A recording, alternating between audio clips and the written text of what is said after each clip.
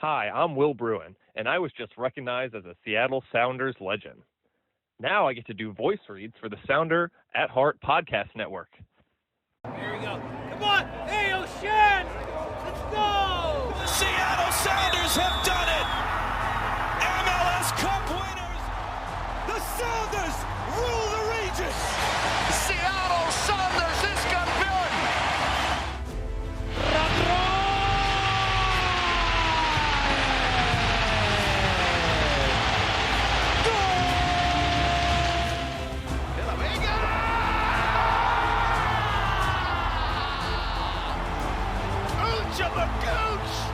All creatures great and small. Rothrock going to collect it. He does just about. Runs into the advertising awning. Low to our left. Ball goes in. Oh, what a cross! And what a goal! Where's my copy? I got a bunch of them in the car. I'll get you some. You're handing them out for free already. How many cost on them? $50. I'll Venmo you.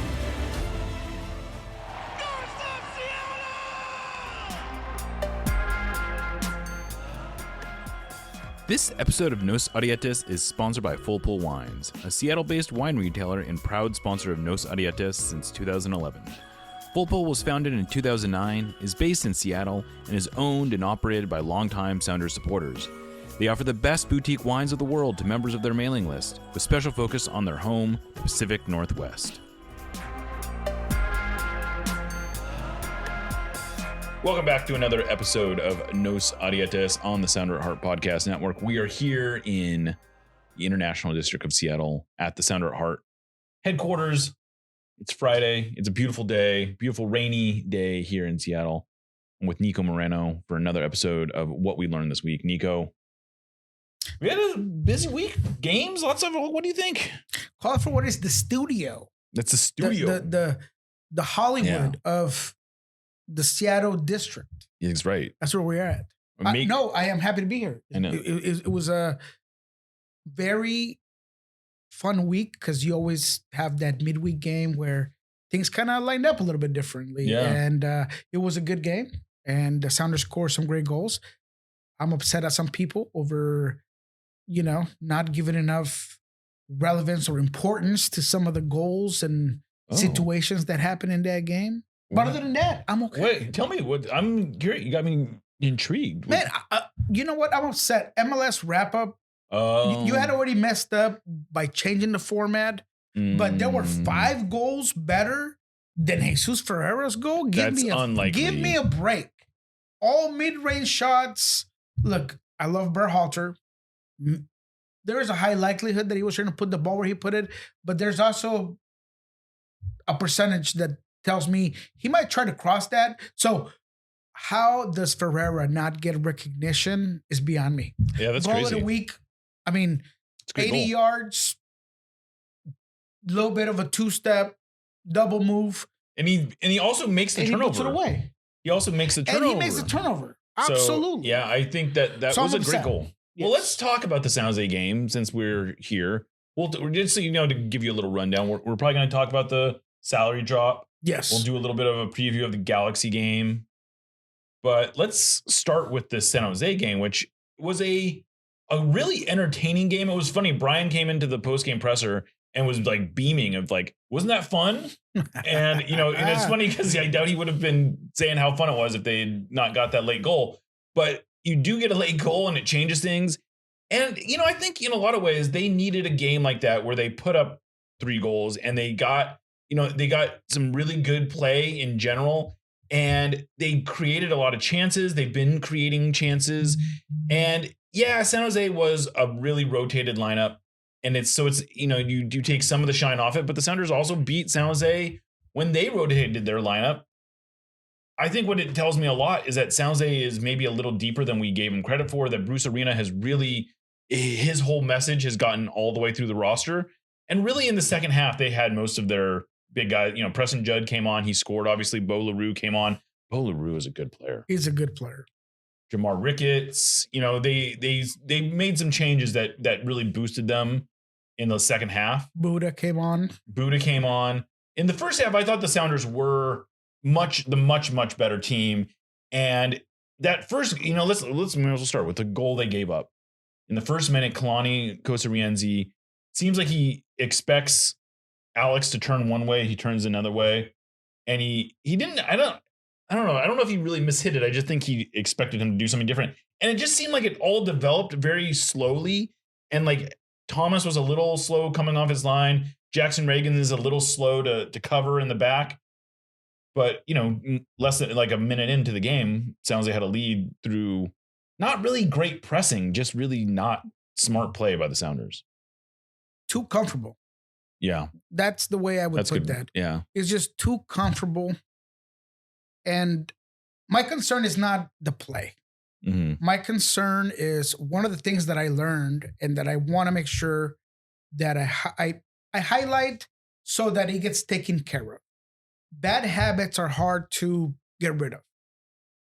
And time again, the Sounders have had several moments where either building out of the back or dropping back a pass is just too comfortable. Mm. And Brian mentioned it today, where he said, look, it's easier to correct if it's one person. Right. But when it's several people or Right. players, it's more difficult. So that's one of the things that I was going to kind of talk about, and you kind of segue into it. So I'm going to go ahead and use that. So, right. Kalani maybe was thinking that Alex was going to receive it another way. Could that pass been better off to, I think, Albert, who was checking in? Absolutely. Yeah. So those are the things that this team needs to take care of, because the result was great, and it was. The win was huge against, I don't care if it's, and there were 7 changes to the team that faced Vancouver. But you need to be better at controlling the game, and you cannot allow a 3rd-minute goal to happen because you're better than them. And you're a team that, in my opinion, needs to be controlling the game a lot better. Yeah, Because they did, and to their credit, they came right back and started absolutely generating chances, Sure. and they did control the last, 45 minutes basically of the half. But they weren't. They also were very close to going into the half trailing 1-0, if not for, to his credit, Kalani drawing a penalty off of a header that he gets a little lucky because Romney's arm is sort of hanging out here. But it's a penalty. I mean, that's a penalty all day long. I know there were some people talking about, maybe you should have been called for a push off there. There was a push. There was a push, but I thought it was slight enough that it would be tough to call that, especially on VAR. But, the Sounders were a little fortunate to get into halftime tied 1-1 because they, even for all the chances they created, they hadn't scored until the penalty. Right. And it's not easy. I think a lot of us look at the game and say, look, you gave up a goal in the first 5 minutes and it's easy to come back to. It's not. It's difficult to be able to just regather yourself. For Kalani to have as good a game as he had, and I think you asked Brian about it, because he's still a young player. He's not, Bounce back. You look at his minutes, you look at the amount of time he's had like at the first team level. And that sort of composure is not easy to have. I mean, typically, for those of you, and I'm aging myself here, but if you remember Shane Falco in the replacements, it's a little bit of quicksand where something goes wrong, you try to do 3 or 4 things right, and those go wrong, and you just get deeper and deeper into it. But he really dug himself out, and he was good. He had that The ball almost scored. He was so close to scoring. That was a great he's outside, he's cutting inside, nobody's pressing him. Usually you're expecting that player to just pass the ball, distribute it, nobody's coming in. He just takes it on himself. Left-footed shot. And he just, I don't know how that doesn't go in, by the way. I know, it took a pretty nasty, even if he had, the funny thing is that if it doesn't take the deflection, it might go in anyway. And then it takes the deflection, totally beats Daniel, and somehow hits like the inside of the post, and then it's like Danny Musovski is almost there for the rebound. Yes. It doesn't quite. It was kind of that. It was shaping up to be that kind of first half. Yeah. So just all in all, I mean, it takes a lot of character from a player that age, and I think it does talk to the greediness and that relentlessness that we love from this Sounders team. But that's a big praise for me. I thought that it took a lot for the team and him as a player to dig himself out of that hole. So Yeah. So I would agree with that. I do think that those sort of situations test you to the next level. And that's why I'm not so concerned about the rotated lineup and then, Judd and Rick is coming in and that changing the game. Because this is the sort of game that you need to win if you want to stay top of the conference. Absolutely, if you want to yeah. stay in the shield race. Whenever a team comes to you and they rotate and you feel like it's a catch game or whatever, that's when things go wrong. And you had a couple of games like that at Kansas City, here at home against San Diego, where you should have won that game and you didn't. So when you put your opportunities away and you were able to dig yourself out of that hole, you got to praise it. Yeah, absolutely. And then they get the goal from Jesus early on in the second half. And it did look like maybe they were going to run away with it at that point. Jordan came on. He came I guess this was after the equalizer. But they created some chances in the second half. It looked like they were maybe going to get that third. But then Judd scores this goal really out of nowhere. I mean, they had not had much of the ball. But Preston Judd, he's a good little player. He's and he's not little. He's kind of a big boy. But he is, it's funny how guys like that, he's 26 years old, I think. Somehow he's sort of just hovered around like the fringe of the first team. And now that he's getting his chance, he's really done well with it. I like him a lot. I've had my eye on Preston Judd since the Galaxy, and he gets not done wrong, but he is unfortunate that LA Galaxy picked up Joveljic, and Joveljic is just a monster. He's the type of man that I absolutely love. And he takes his job. This is from him, right? But he's doing his best Wondolowski impression, and he is just so good in the box. He is. If you give him an opportunity inside the 18, chances are that he's going to put it away. So this is a good team. And you saw the difference that he made inside. But I do not want to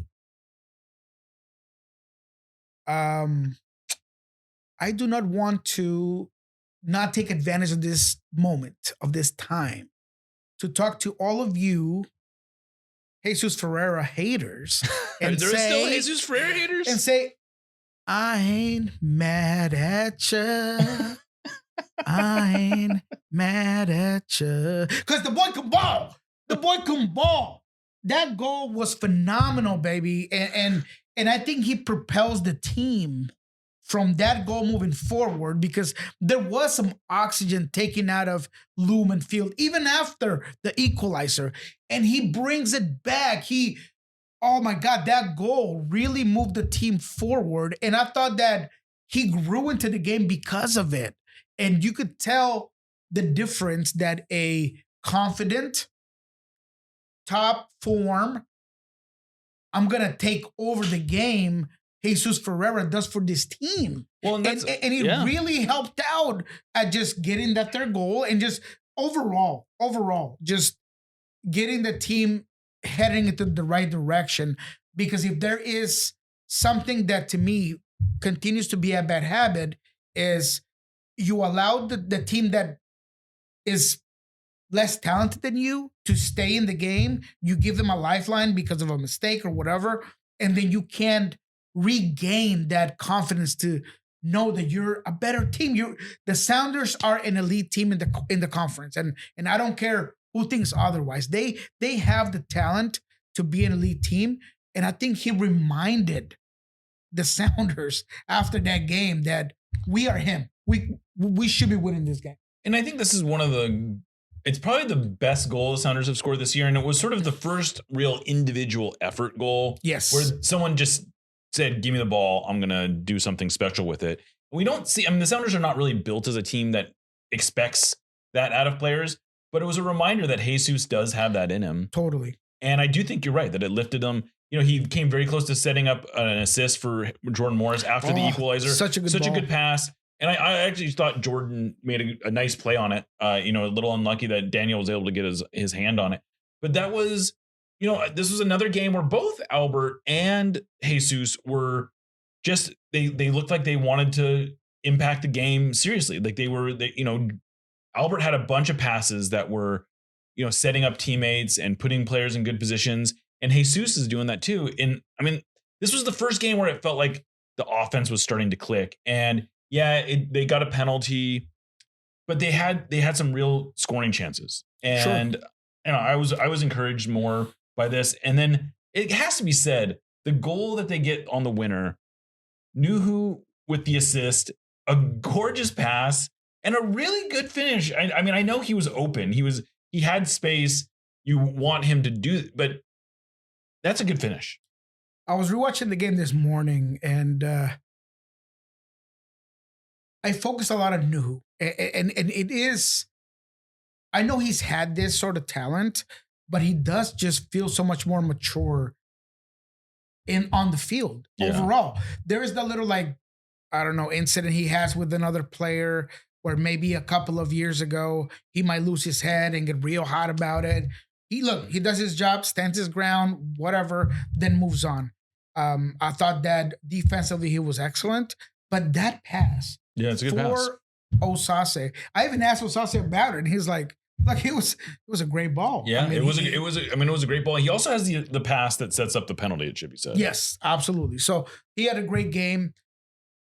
And I don't know if you want to talk about the 9 let's talk controversy. I now, think because it continues to be a thing. And I think on this show even we mentioned that they have now played 11 games. Well, now they've played 11 games. Their strikers have 5 goals between them in league play, which is good. Which is not, it's not too bad. Maybe it's 4 goals, but whatever. They've been scoring. Actually 6 goals across. Let's say 6 goals across all competitions for their forwards. None of those 6 goals though have come in games where the starter was the striker, where they scored as a striker, as it's the starting striker. Thank you, God. That took forever. No, that's all right. All 3 of Musovski's goals have come off the bench. Both of Osaze's goals have come off the bench, and Morris's only goal came when he was starting on the right. And this is continuing to be a thing where the Sounders have talent at the number 9. They don't, we've talked a lot about, could they get a DP9 or whatever? I know everyone would love that to be the reality, but in the short term, they really need someone to step up and take this position. And I don't know that we're any closer to knowing who that is now than we were, a couple weeks ago. And it might be even more difficult, right? Because it seems to be a thing where whoever starts just not scores. And then, look, Danny Musovski, a lot of people, and I understand it. Look, the Danny Brigade out there wanted him to be the guy up top, has plenty of data, at least as of last year. And if you look at the games that he's been able to come in and make a difference, to say, look, he should be the starting 9. But he had a lot of opportunities in this game to put the ball away. Right. And he couldn't. And he looked frustrated. He looked frustrated. He was trying to do other things. He was getting out-physicaled and outperformed by the defense. I mean, it wasn't a great game for Danny Musovski. And then Dero comes in, does his job, and he continues to be the guy that, look, if it's not Jordan, I got it, and I feel terrible. But I really like Dero. He just looks so dominant on the ball. He's so good on the air. He gets in the box. He knows how to find the game. I mean, he had a play in the build up to the last goal that sort of helped keep it alive.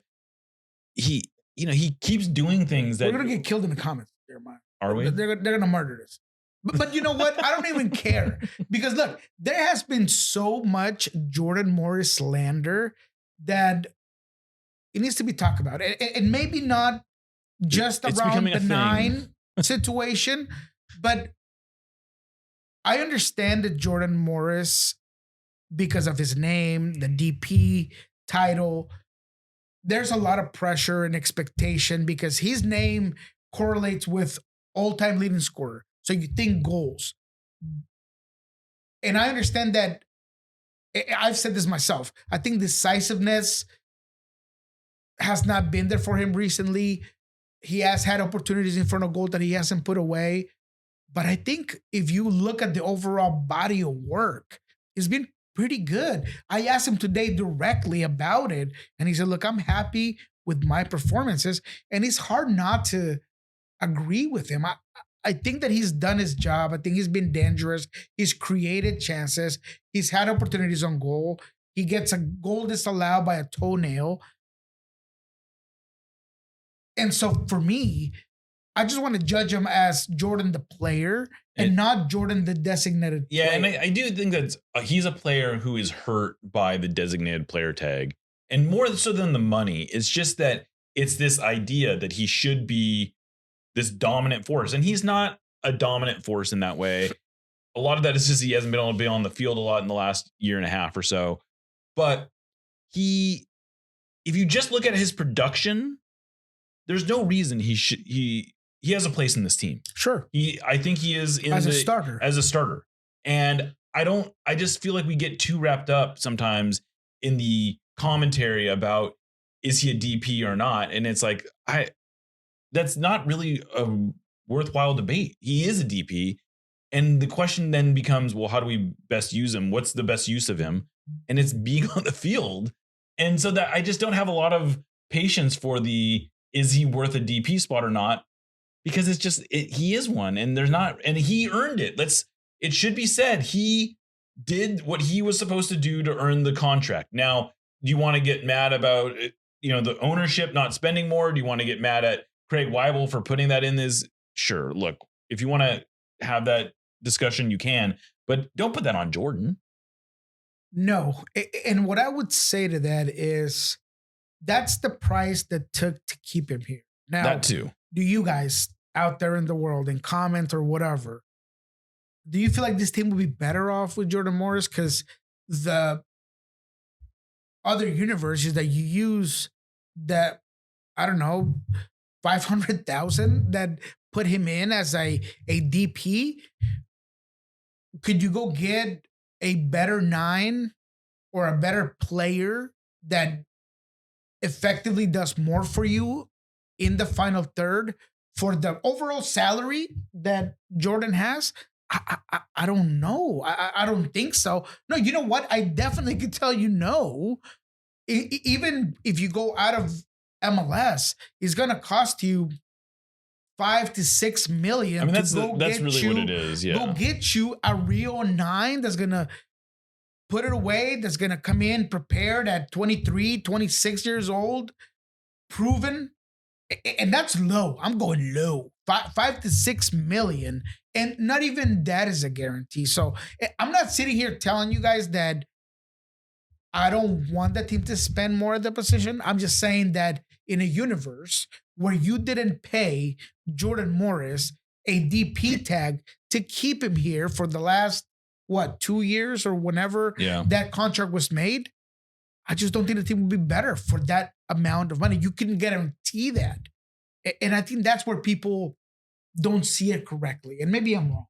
I don't know. I mean, I'm looking right here. Dejan Joveljic, the Sporting Kansas City, spent $4 million to bring him in. If the Sounders were willing to do that, it might be, I would love to bring in a Joveljic and push Morris out to the wing if you can figure out a way to do that. But that's what they have to. That's a different. That's not a Jordan Morris question. That's is there a budget question? But this is maybe a good transition to talk a little bit about the salary dump that just came out. MLSPA, the union, always puts out twice a year at least. They release all the salary data for their players, and we spent some time putting it together. I don't know that anyone came in. There wasn't huge surprises for the Sounders. I would say the biggest surprises were Nuhu got a big raise. He got more than I thought. Yeah, he got like a 40% raise. That's a pretty, he got, so that was more than I think that we thought. Osaze de Rosario got tripled his salary.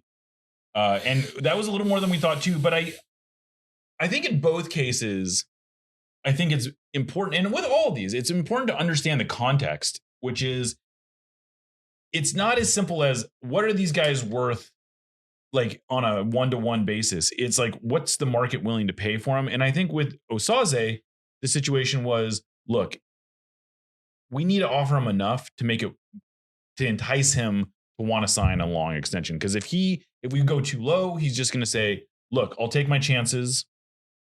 I'll play for another year or two. And maybe I'll probably if I do as well as I think I'm going to do, I'll get a lot more. And so they had to they had to bump him up. And I think right now I'm totally fine with him. He's on 325,000, something like that. And then with Nuhu, he was probably looking for a little more than he got, but he got, he's up to 835 now, which is, much closer. I think he's no longer the bargain that he was for a long time. Nope. But that's a decent, I don't really mind that, even if it's a little more than I thought he would be able to get. But the guy is a Cameroon captain. He's an international. And look, he's been playing as well as you could ask this year. He has. And he's a lockdown defender that is progressively developing and getting better offensively. You just saw that this Wednesday. So for me, Osase is probably the biggest surprise, is the one I was not expecting. Mm-hmm. And you and I talked about this off the mics, where maybe if you're paying this player an extra 100,000 that you would typically pay him, just to make sure that if he blows up and going into this season, it seemed like he was going to blow up. You look at Marbella, you look at the profile, you look at his numbers, where you think that if he could put it all together, man, this guy's going to be a great player for this team. Then you're just kind of making sure that number doesn't go any higher. Because if Osase in another universe comes in and has 6 goals in this span of games, all of a sudden, that type of profile player at his age, with his frame, with that talent, with his name, all of it, it's going to cost you 6, essentially. So when I look at the numbers, I do think that the Sounders are doing a lot of smart business. Danny Musovski is another one that maybe I want to talk about, because it does kind of feel like maybe that seems high for the profile, but then you had to reward him for the season he had last year. And so I'm fine with it. He gets, and it ends up being about a 20% raise over what he was making. Oh, that's less than I thought. Yeah. I mean, he's at 712, which is not, that's his guaranteed comp. Huh. That's not, I feel like that's actually a pretty good value. Yeah. Hassani Dotson was maybe a little higher, but I think we all knew that this was, he's on 828, which is a little bit more than the max. That's the max that he could get as a free agent. And we kind of knew that he was probably going to max out, that he also gets about a 20% raise over what he was making previously.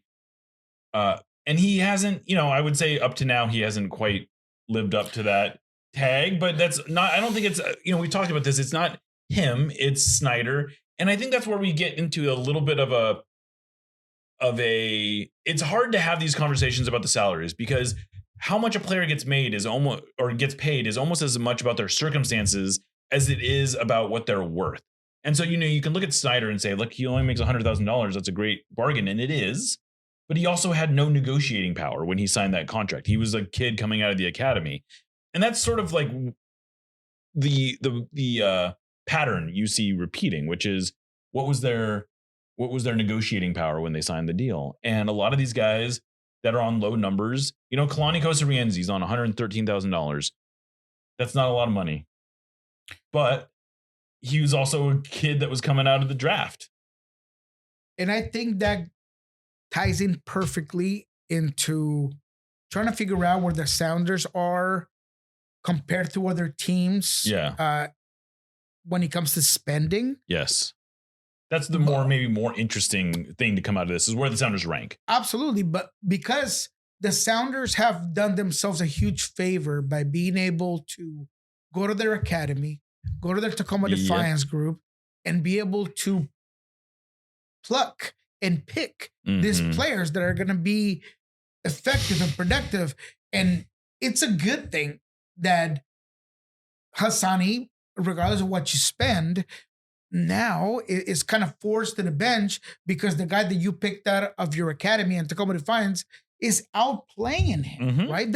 Those are good. Those are champagne problems, absolutely, in my opinion, right? I mean, that's what it is. Could you have not done that and not gotten Hassani at that a price tag? That'd be kind of unfair for me to say, because you were not expecting Snyder to have this quick development. And I'm talking about me and maybe even you. Obviously, you know a lot more about the younger players than I do, but we've both been at the training field. We knew what Snyder had. We were both really encouraged. I mean, he's taken a bigger I was surprised. Oh yeah, right. I think it would have been a mistake to go into this season and just expect Snyder to have the season that he's had. Totally. And it made a lot of sense to sign a Hassani as a backup, as a insurance policy. Totally. And that was the going rate. That was the rate that he could demand, and I don't begrudge him that at all. What I think is also a little bit more interesting than the individual players is where the Sounders rank as the whole league. And so the Sounders come in right now at number 18, which is basically mid-table in terms of spending. And it's a little bit of a drop from last year. Last year they were 14. It wasn't that long. It was only 2023, I want to say, that they were up near in like the top 10. And so they've come along, they've dropped down quite a bit. But I think one of the things that's important to remind ourselves is that spending in MLS has virtually no correlation to success. And a lot of that is because you have some outliers. Now, this year, you are seeing some interesting pattern. The bottom 4 teams in spending are all pretty bad. Okay. And the gap between those teams and the next tier of teams in terms of their spending, like mid-table, you do see some difference. I mean, like right now, Philadelphia is the lowest spending team at around $12 million. And, that's $7 million, $8 million less than the Sounders are spending. But I guess where I'm going with this is that really from spots 5 to spots 26, there's not that much difference in how much they spend. There's as much distance between the Sounders at 18 and the 26th most, the team that spends the 26th most and the team that spends the 6th most. So there's just not that much gap. And I think that's a lot of why you don't see how money correlates, because you're stuck with spending. Really the spending is telling you how much people are spending on designated players, because you can't spend that much money on other players. And so anyway, I guess what my point is that you're seeing some stratification, but it's still not telling us that much. Like there's basically a minimum bar you need to spend to be competitive, and then it's sort of a crapshoot after that. But seeing Philadelphia at the very bottom does, I don't know, make my spidey senses move, because a lot of people, I think, have this pre-assumption that the Sounders are cheap just because they have a good academy and they can just bring guys in. Right. But the Sounders being at 18th tell me that they're pretty even with the way they handle their roster, right? So, right. So it's smart business again, that word. Whereas of Philadelphia, another very known academy and a team that tends to really develop players, they're at the bottom because maybe I think they pushed it this year. They did push it this year. Kai was gone, Baribo was gone, all these players were gone, and they didn't do enough to replace those players, Absolutely. right? And that's why they're last. But the Sounders, I feel like they've been pretty even. And I can see the comments already. I'm not saying that this is the greatest club in the world. I'm not saying that this is the way to do it. That's not what I'm saying, but it might be nice if they spend some more money. Yeah, of course. It'd be great for them to spend some more money. And, if you want to take me on going out there and getting that 9 that we've been asking for, absolutely, Craig, Adrian, please do so. But I don't know. To me, it feels like they're working the system in the best way of their ability. Absolutely. I mean, the Sounders are... I think it's crazy to suggest that the Sounders aren't spending enough to be competitive, because they are competitive. They are right there. Now, they aren't spending. Could they help themselves by spending more on transfer fees? Sure. Could they go out and get a big free agent every now and then? Absolutely. Mm-hmm. I'm not sitting here defending the unwillingness to make big signings, but what I am saying is that they understand the rules, and that there's limited movement that you can make. I would love for them to go out and sign a big player, if for no other reason than it would be a way of getting some attention on this team that is still, I think they're still struggling, I think, sometimes to get people's attention. And that a lot of people are seeing this as the same old thing.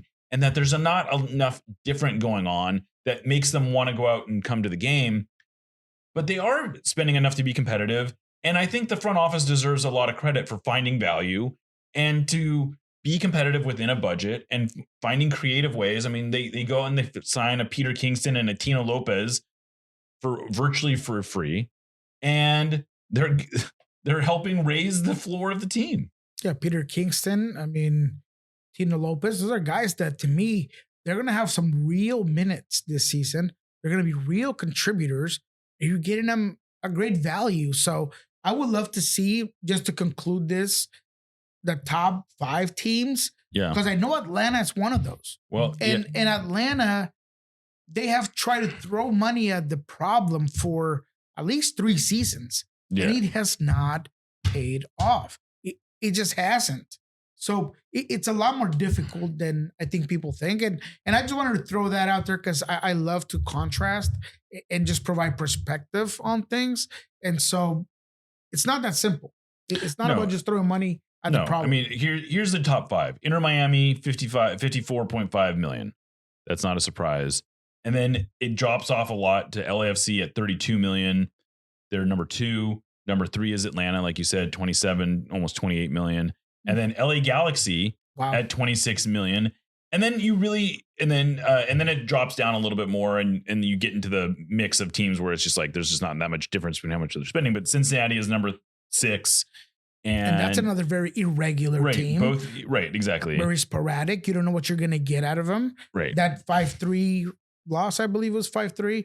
I mean, it was a shootout, but that's not a team that gives you regularity and consistent play. So, I mean, again, it's just about perspective. And it's not about getting Evander on a cash transfer, and it's not going to get Lafayette Lat for $20 million. It's about constructing a team that could be deep and that he can be cohesive on the field, man. So call it what you want, but I think that's the way I wanted to conclude that subject. Is just there is this very unhinged idea that the only thing the Sounders have to do to be at the next level is just throwing money at the problem. It's not that. No, and it's not that simple. No, it's not that. I mean, that's one thing that we've learned throughout the years is that buying success in MLS is very complicated.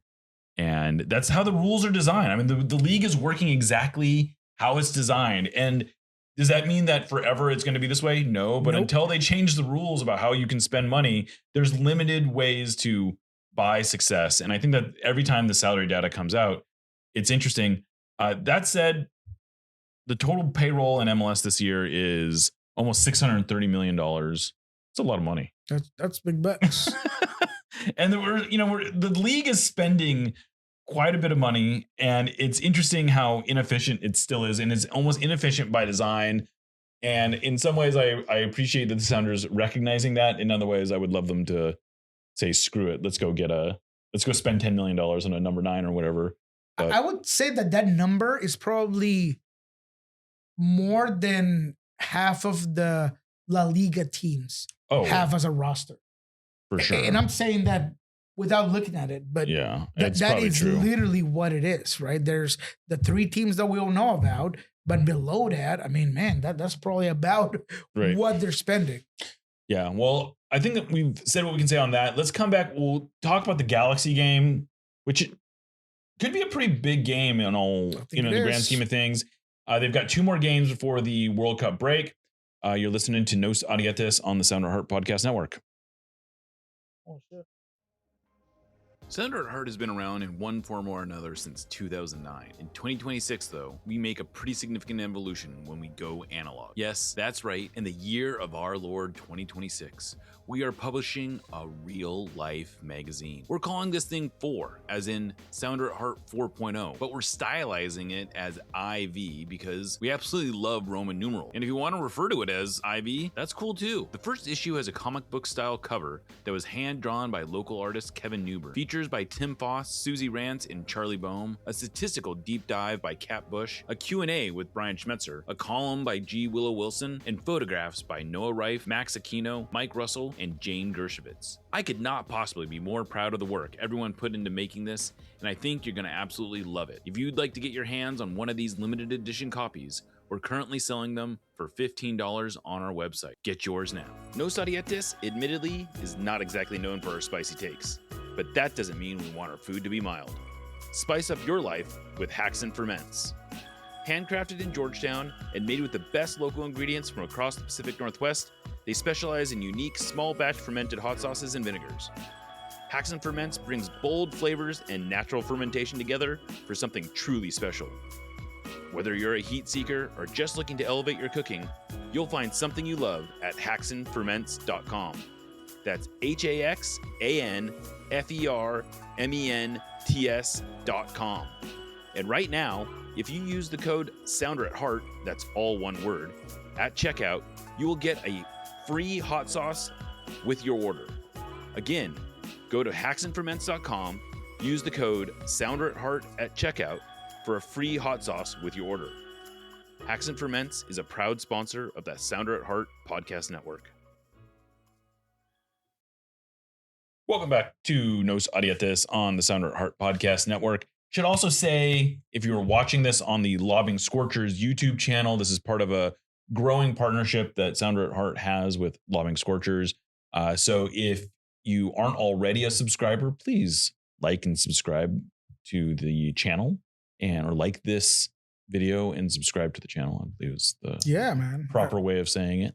I love it. If you're just listening to us and you want to see this beautiful studio that we have invested in and love hanging out in, check us out. We're pretty attractive guys. I'm gonna go out and say it. Oh shit, man, maybe you are, but I will praise you on this, Jeremiah. And I'm not just kissing up to the boss here, but I really do appreciate the way that you've diversified the Sounder at Heart we tried. content, right? Yeah. Podcasting, and obviously there's the webpage and the internet and the people who like to read. Yeah. But now adding this Lobbing Scorchers component where, Noah's such a talented guy at making sure that the lighting is correct, that you're setting up right, and that I don't look 10 pounds heavier than I really am. It's probably not true because I'm still pretty big, but whatever it is, right? I love the fact that now people get to have this content. I had at least 4 or 5 people on Wednesday come up to me and be like, "Hey, love the new stuff. Really? Love the Lobbing Scorchers." Oh, yeah. right. Some very old and loyal supporters, but there's some new ones. I was actually at Key of Renton, and somebody came up to me and was like, "Hey, you're the podcast guy, and I was like, it's pretty cool. It was him and his wife. So, all of it. I really do think that you've done a really good job at just continuing to grow this brand of Sounder at Heart, and I'm just happy to be part of it. Well, while we're plugging things, I should also say we just sent the latest issue of For the Sounder at Heart magazine to the printer, so it should be there in time for everyone to get it. If you haven't ordered one yet, they are $15. You can find them on sounderatheart.com, and we'll be mailing them out as soon as we get them, and hopefully people will have them in their hands in time for the World Cup. But there's almost 60 pages of content in this thing. Woo. Some really good stuff from authors that from Sounder at Heart as well as other places. It's been a fun little project that we're doing. We'll probably won't come out with another one until the beginning of next year, but we felt like the World Cup is coming to Seattle. We got to do a special issue. Absolutely. It's going to be fun. Yeah. All right. Well, this Saturday, the Sounders have another game against the LA Galaxy. The Galaxy have been, I think a lot of people thought this was going to be a bounce back year for them. I was always skeptical of that, but they did go out and they spent some money in the offseason. I think that was what sort of got people excited. But the money they spent in the offseason does not seem to have actually fixed their big problems, which were defensive. And they are still sort of a questionable defensive team. And they come into this one having just lost 3-1 to Sporting Kansas City. They are the only team this year to have lost to Sporting Kansas City, and they did that twice. What do you make of this this team? It's exactly what you just said. The acquisitions that you made during the offseason have not had the impact that you wanted them to have. There's been some injuries because Joe Claus being out lessens the effectiveness of that attacking power. I thought that he was very good. I think that he was in line to have a very good season. He was better than I honestly thought he was going to be. No, I love Joe Klaus. I call him the B2 bomber because he's just so good at just disappearing, reappearing in the box and making it just count. And he is low key, difficult to defend. But we're not going to talk about a player that's injured. But I will say that defensively, man, it's just the same issues as last year. They're just subjective in transition. Garces, a guy that had such a good first year, he's a mess. Cannot get it back at all. Justin Hack, the guy they got from New York, has not been able to get on the field. Tactics, to me, are the same as last season, but without the same power that you had at one point with Ricky Puig. I think Marcus Royce has been good, better than I thought of. Great. I mean, he's almost 37 years old. Absolutely. So were you hoping that he was going to be even better? I don't know. Gabriel Peck is on and off. Yeah. It's kind of hot and cold with him sometimes. So it's hard to bet on a team that, as I've called it on Thursday on Soccer Down Here with John Nelson, they're a coin toss. And when you're a coin toss, you don't know what you're going to get game after game. And this Sporting Kansas City was the perfect example. But there are certain elements and concepts and principles that are not there for this team that, in my opinion, are going to bode well for the Sounders. Now, last time I said that was against San Diego, and it didn't pan out. So I'm hoping that that's not the case and that the Sounders are able to really find their same volume of creativity and chances, but with more impact there at where it matters, which is the scoreboard. Yeah. So they also, to make matters worse, they didn't just lose to Sporting Kansas City. They rolled out their starters against Sporting Kansas City. So it will be interesting to see how much rotation they have for this game. I know they went straight from Kansas City to Seattle. They've been in market since at least yesterday. So I don't know, maybe that gives them a little bit of help. But yeah, I mean, this is a first choice group that they started against Sporting Kansas City. And they were never really in this one, best I can tell. I mean, they were trailing. They were down 3-0 before they pulled one back in the 89th minute. And that's a disastrous performance for them. I don't know. All I know is that they had Manu Garcia looking like, I don't know, Messi out there. I mean, it was insane, the amount of room and the amount of time he had on the ball.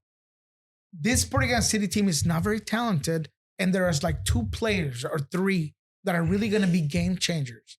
Manu is one of them. Yeah. How do you allow him to get as free as he was all game is beyond me. And then all of that money that you spend or that you have spent ever since you brought Painsol and Peck, that's kind of what you were hoping that you could go in every game and say, at the very least, we're going to have those guys perform. But when they don't perform, man, it's hard to watch. And I love Vanny, man. I love Vanny. He's such a good coach, such a good guy. But he is maybe overplaying as far as I thought he was going to be this season, because results were bad last year. And so in my head, I was like, look, he has a very short leash, but maybe he doesn't, man, because he's been bad. And him and Phil Neville are the 2 guys in MLS that I'm like, how are these guys still employed? Well, I mean, and it should be said, before they lost to Sporting Kansas City, they had gone 2-0-1 in their previous 3, which included a win over Real Salt Lake. You know, that's a good win. It's a good win. Great win. They tied Vancouver at home, and then they went on the road and beat Atlanta United. I guess that's another thing that's worth mentioning, is that they've now been on, this is their 3rd straight road game where they've traveled across the country. And I don't know when I assume they came home between the Atlanta and Sporting Kansas City game, but I suppose it's possible they've been on the road for over a week now. Yeah. So the Sounders, I guess why I bring this up, because this is like San Jose, who rotated, like San Diego, who came in on a rough winless run, although they did end it just this last week, they did. Last game. And like Sporting Kansas City, who is a bad team, this is an opportunity for the Sounders to collect 3 points, and they really should. I mean, this is a team, they've been better than the Galaxy traditionally at home. I think we're going to see some rotation in the Sounders lineup, but no big drop-offs. There's no position right now where the Sounders can rotate every spot where without too much major concern, I think, for a big drop-off. So this is, to me, a game that they need to win. And then sets up the final game before the World Cup against LAFC, a road game where it's sort of a bonus game. If they win this game, there's not nearly as much pressure on the LAFC result, where if they could even get a tie, they'd probably be feeling pretty good about it. And at the end of the day, it's about getting points at home. Yes. You already gave up a couple of points. Yes, you gave they up need to. the San Diego game. You gave up the Sporting Kansas City game. Absolutely. There's no more points to give. No. And I think that Brian would agree, right? So you have to come into this game trying to own it, trying to be a lead, trying to get rid of those old bad habits that I mentioned early on when he came to that last game. You got to be able to control the tempo. And Brian said it after the game. I thought that after scoring that Jesus goal, we were going to be able to control the game a little more. Right. And they weren't able to do that. And there was that Preston goal that was good on him, but he should have never gotten to that area of the field. Yeah, absolutely. And so that's what they have to do against the Galaxy, because you are the superior team. The Sounders are the better squad, but you got to show it with the ball. You got to show it on the field. It can't just be, we shot another 27 shots, right, but we weren't able to put one away. You have to be able to get it. Get it there, right? I mean, that's what it's about. So I think there will be some rotations. I do. I hope that they continue to ride on this. Jesus Ferreira is trending in the right direction.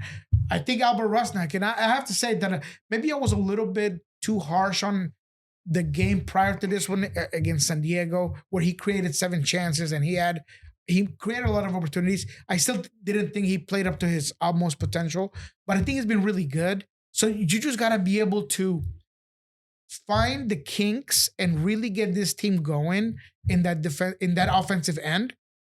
And I think the Galaxy could do that for you. You just got to be able to play to your utmost potential. I also think that Snyder Burnell, I want to see him do a little bit more in this game. I thought that last couple of games has been okay, but not great. He always has moments, though. Like he always has moments. Every single game. He could have very easily scored a couple goals in the most recent game. Yes. So he has moments. Right. But I want to see him more consistent. And I think in this one, he might. Because maybe you rest Christian. Maybe you allow him to get some very well-deserved time off his feet. Before that LAFC game, because he has been one of those guys that plays every single game. You're talking about 3 in a week. So, maybe you rest him this game around. So can Snyder be a guy that continue to push his mark at 19 years old? I think he can do it. So I challenge him to do so. Another one I'm kind of intrigued by is I wonder if we're going to see Peter Kingston at right back. Yes. He's someone, he came in at right back in this last game. They've been using him as a sort of reserve or sort of like an option off the bench. And I've heard that they really like him, his profile as a right back. And you asked him about it, I think. Yeah, he just has something about his game. I'm really intrigued to see him. This would be, if he starts, it would only be the second time he's started. The last time he started was in the central midfield. He looked solid there. But I I'm intrigued.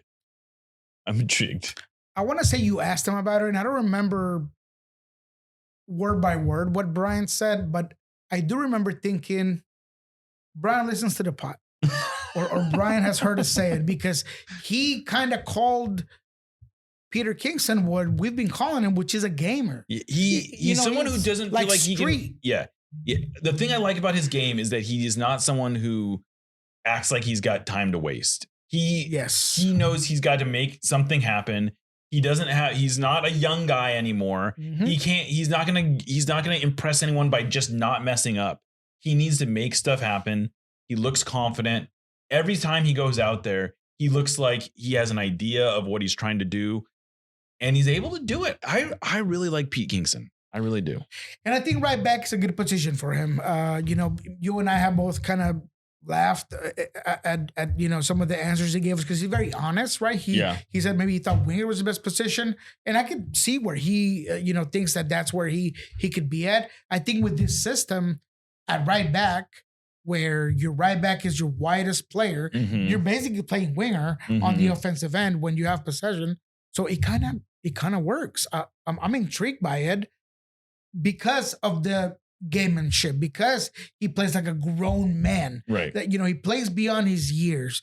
I think his delivery on the ball is very good. I also think that he, in the physicality department, can match up with just about anyone.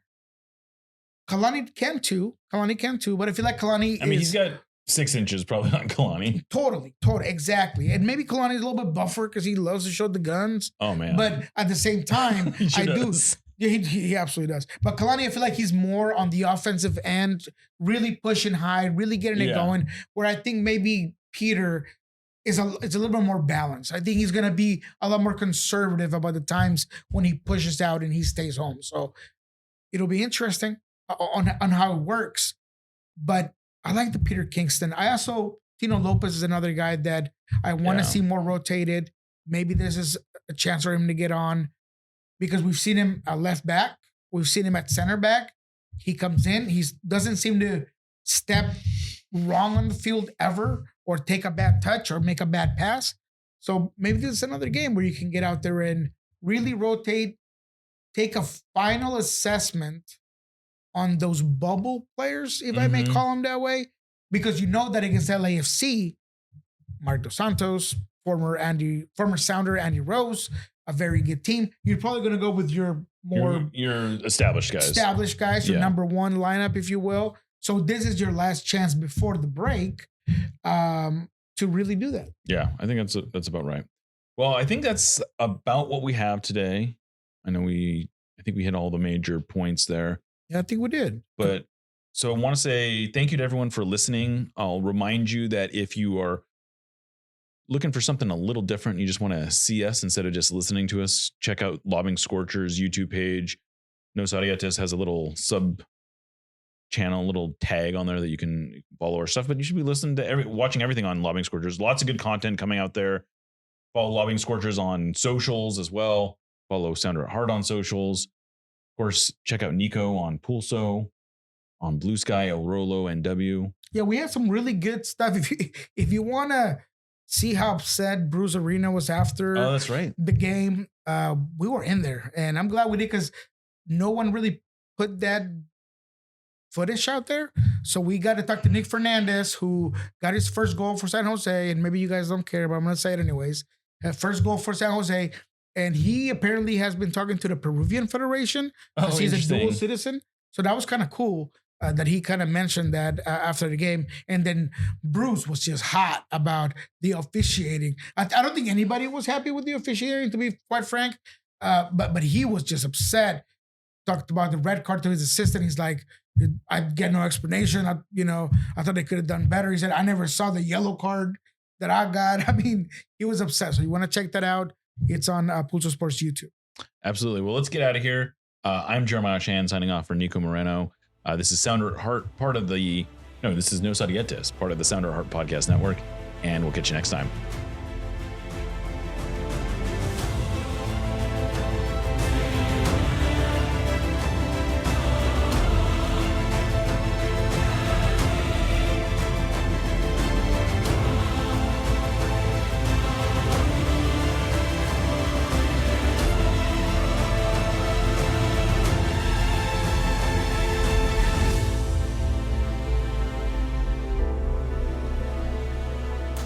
job. Let's go f***ing Sounders.